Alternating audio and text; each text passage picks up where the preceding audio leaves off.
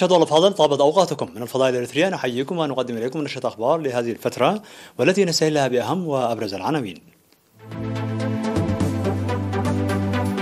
جهود بناء للتبرع بالدم في إقليم شمال البحر الأحمر. الإريتريون في إيطاليا يتبرعون بأكثر من 300 ألف يورو لبرامج التصدي. أمطار مصحوبة بالعواصف تلحق أضرارا بالأرواح والممتلكات في شامبوقو. فرنسا تعتقل مسؤولا كبيرا في داعش على حدود مالي.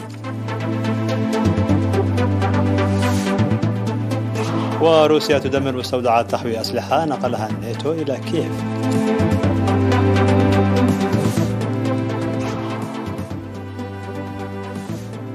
تلوث الهواء يقصر متوسط العمر المتوقع عالميا بأكثر من عامين.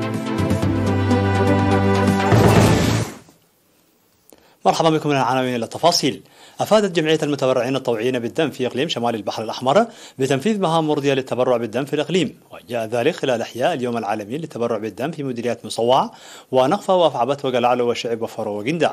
وأوضح رئيس الجمعية السيد أحمد جعفر في مناسبة إحياء اليوم العالمي للتبرع بالدم في مدينة مصوع يوم 14 من يونيو، أوضح بأن الجمعية التي تأسست عام 2015 تعمل في التنظيم والتوعية، مشيرا إلى التبرع بأكثر من 4500 كيس دم.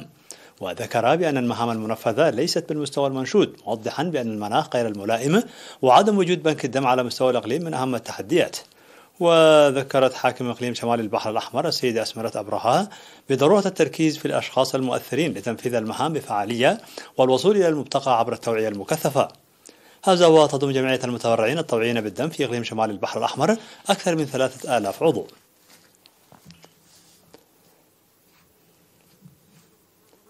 أفاد التقييم الذي جرى يوم 11 من يونيو بالفيديو الافتراضي بأن الإريتريين المقيمين في إيطاليا قدموا مبلغ 310,540 يورو لإنجاح برنامج التصدي كمرحلة ضرورية. وأوضح مسؤول الشؤون الشعبية والجماهيرية السيد جرماي هابتي ميكيل في الاجتماع الذي شارك فيه مسؤولو التنظيمات في 16 مدينة إيطالية، أي الجبهة الشعبية للديمقراطية والعدالة والجالية ولجنة الإعلام والدبلوماسية، أوضح تنفيذ مهام ناجحة لتقوية برامج التصدي في الأشهر الستة الماضية.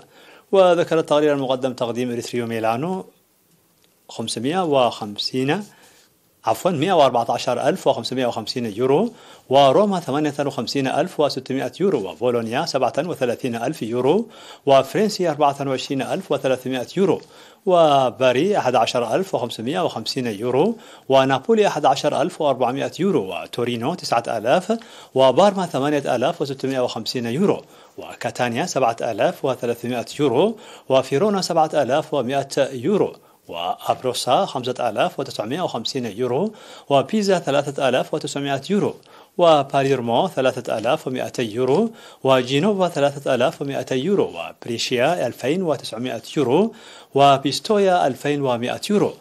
وبحث الاجتماع المهرجان الذي سينظم في شهر يوليو القادم في مدينة بولونيا على مستوى إيطاليا.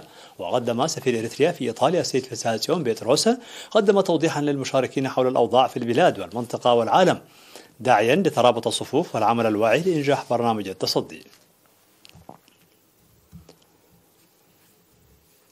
أحدثت الأمطار المصحوبة بالعواصف في مديرية شامبوقو والتي هطلت يوم 13 من يونيو أحدثت الأضرار في الأرواح والممتلكات. وأوضح مدير شركة بدهو السيد قبر تنسائي أبرهة بأن الأمطار المصحوبة بالعواصف دمرت منازل العمال ومكاتب شركة بدهو للإنشاءات العامة بالكامل، وألحقت أضرارا طفيفة بأحد الأعضاء. واقتلعت العواصف المطرية ألواح الزنك من بعض فصول مدرسة حولتي، كما انهارت أعداد كبيرة من المنازل التقليدية فضلا عن نفوق عدد من المواشي. وفي بلدة شامبوقو أصيب رجل بجروح بليقة وانهارت أعمدة الكهرباء. وأفادت المعلومات الواردة بأن مواطن فقد في منطقة غازاغوباي في ضاحية بشكة التي تجرى فيها أعمال التعدين التقليدية.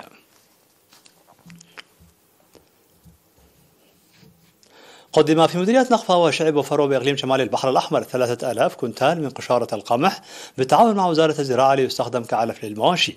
وأوضح مسؤول وزارة الزراعة في مديرية الشعب السيد حسن جمع بأن العلف المقدم يأتي مواصلة لجهود ضمان صحة المواشي وتكاثرها ورفع إنتاجها، مشيرا إلى توزيع 1000 كنتال من قشارة القمح للمزارعين في مناطق كيلو وتيلوك ووقيرو وقدقد ودئيلو وشمال وجنوب منشب. وأشار مسؤول الزراعة في مديرية نقفة السيد محمد صالح محمد علي إلى توزيع 1000 كنتال من قشارة القمح في المديرية. كما وزع 1000 كنتال قشارة قمح في مديرية فرو.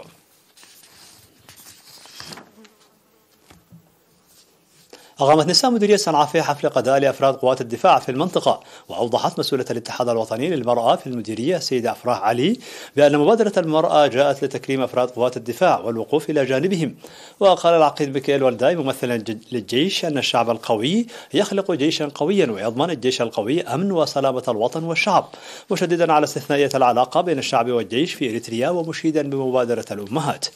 وتخلل الحفل مناشط فنية تعكس بطولات قوات الدفاع الإريترية، وعلم بأن مناطق أخرى في المديرية ستنظم حفلات قضاء مماثلة لقوات الدفاع.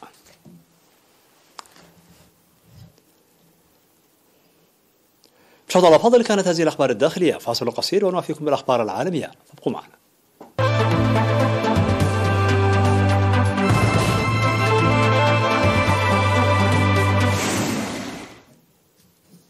مرحبا بكم. على الصعيد العالمي، اعتقل جنود فرنسيون مسؤولا كبيرا في تنظيم داعش بمالي في المنطقة الحدودية مع دخول انسحابهم من هذا البلد المرحلة الأخيرة حسب تصريحات هيئة الأركان الفرنسية.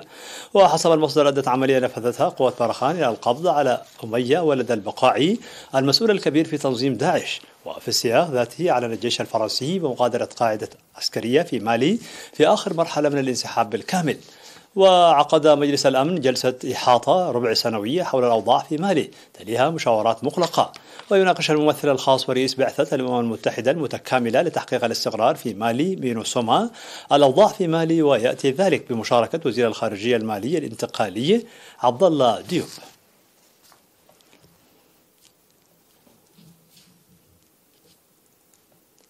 قالت وزارة الدفاع الروسية أن القوات المسلحة دمرت بواسط صواريخ كاليبر مستودع ذخيرة بالقرب من لفيف يحوي أسلحة نقلتها دول الناتو إلى أوكرانيا. وجاء في البيان اليومي لوزارة الدفاع عن سير العملية العسكرية الروسية الخاصة في أوكرانيا أن القوات المسلحة الروسية وباستخدام صواريخ كاليبر دمرت مستودع ذخيرة بالقرب من لفيف يضم أسلحة نقلتها دول الناتو إلى أوكرانيا، بما في ذلك مدافع هاوتزر M777. واستهدفت الصواريخ والمدفعية الروسية 313 منطقة تمركز عسكرية للقوات الأوكرانية.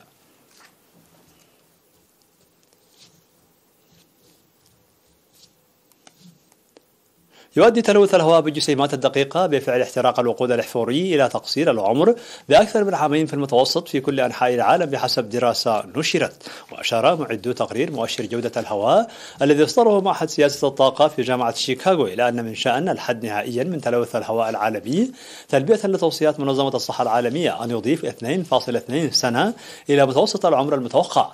وتوصي منظمة الصحة العالمية بأن لا تتجاوز كثافة الجسيمات الدقيقة في الهواء 15 ميكروغراما لكل متر مكعب خلال فترة 24 ساعة، وأن تظل دون 5 ميكروغرامات لكل متر مكعب في المتوسط على مدار العام.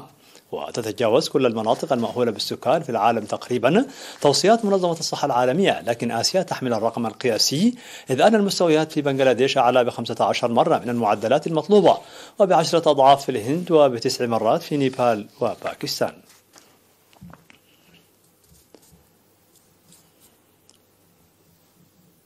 في الخبر الأخير، بحث وزير الدفاع الأمريكي لويد أوستون خلال لقائه برئيس الوزراء التايلاندي برايوت تشان أوتشا سبل تقوية العلاقات الثنائية بين البلدين، حيث تبادل المسؤولان وجهات النظر بشأن قضايا الأمن الإقليمية من بينها ميانمار وبحر الصين الجنوبي. وذكر تلفزيون هيئة الإذاعة اليابانية أن الاجتماع الذي عقد في بانكوك يأتي في إطار محاولات الولايات المتحدة الأمريكية لتأكيد الأهمية التي توليها للمنطقة، مشيرا إلى أن أوستون عرب عن رغبة بلاده في دعم تحديث القوات المسلحة التايلاندية. وناقش المسؤولان أيضا استئناف مناورات الكوبرا الذهبية العام المقبل بشكل كامل بعد أن تم تقليص حجم المناورات المشتركة على مدار العامين الماضيين بسبب الجائحة. في نهاية النشر لكم تذكير بأبرز ما جاء فيها من عناوين. جهود بناء للتبرع بالدم في إقليم شمال البحر الأحمر. الإريتريون في إيطاليا يتبرعون بأكثر من 300 ألف يورو لبرامج التصدي.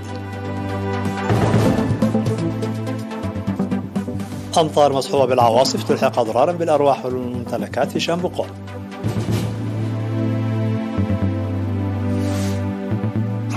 فرنسا تعتقل مسؤولا كبيرا في داعش على حدود مالي.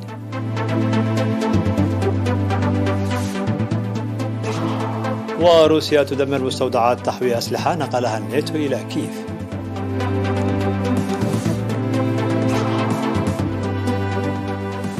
تلوث الهواء يقصر متوسط العمر المتوقع عالميا بأكثر من عامين.